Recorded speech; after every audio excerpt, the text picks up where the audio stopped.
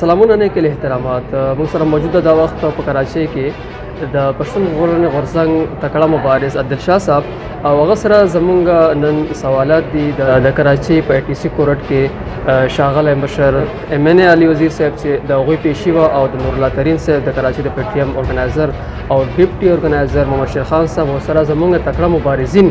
حسن بصیر او شیر ایوب وزیر صاحب د دوی پیشي وه د دې پیشي په حواله نن د ضمانت درخواست ورکول کېدو په هغه باندې بحث شوی ده د دې په هکله راته څه ووایي بس نن دغه باندې بحث وشولی په د ضمانت باندې نو په د ضمانت حواله سره چې موږ وکیل کوم بحث وکړلی نو دوی چې کومه مقدمه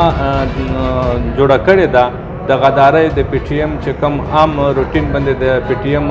خلاف لګېږي نو دغه چې دی مثال یا صوبایي حکومت اجازات ورکوي یا وفاق اجازه ورکوي نو دغه چې کومه مقدمه دی د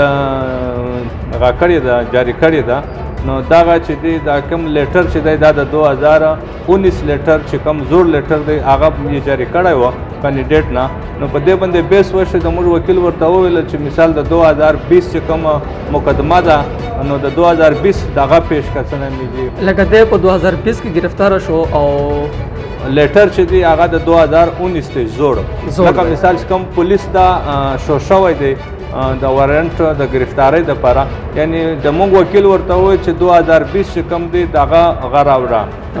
د گرفتاری په کوم کال او کله وشو څنګه وشو زموږ ایم ان اے صاحب علي وزیر گرفتاری په 2000 په آخري میاشت کې وشوله او چې دا کم لیټر دی دا د 2019 و دا د موږ غچ وکیل بیس وشولی نو دغه عدالت جج ریجیکټ کړی او هغه ته وویل چې د 2020 غراوړه لیټر د هغه دپاره 2 ورځې ټایم ورکړلی د جمعې په ورځ به دا لیټر بیا دی پیش کوي نو مشرانو سره ستاسو ملاقات وشو او نن ماشاءالله د ټولو مشرانو سره د موږ ملاقات وشولی نو انشاءالله دی پر امید وه د موږ وکیلان هم پر امید وه چې د جمعې په ورځ به د موږ ضمانت وشي او په دې کې یو بل په دا کیس کې یو بل دغه راغلی چې د بنو نه کم لیټر راغلی دی د گرفتارۍ والا نو کېدی شي چې ضمانت نه بعد علي وزیر او بنو ته شفت کړي په هغه زوړ کیس شي او بل موږ سیند حکومت ته دا وایو که نه چې مثال ته د دې غي سمه جوړېږه دا لیټر چې کوم دی دا د 2019 دی زوړ لیټر دی ډېره د افسوس خبره ده چې مثال کومه گرفتاری شوې ده دا د 2019 کوم لیټر دی په هغه باندې گرفتاری شوې ده موږ سند حکومت ته دا خواست کوو چې تاسو په داسې مه ملوث کېږئ यहाँ पे जो मेरे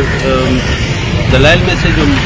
सबसे बड़ी दलील थी वो यही थी कि ये एक ऐसा जुर्म है जिसके लिए रियासत की तरफ से हुकूमत की तरफ से इजाज़त लेनी ज़रूरी है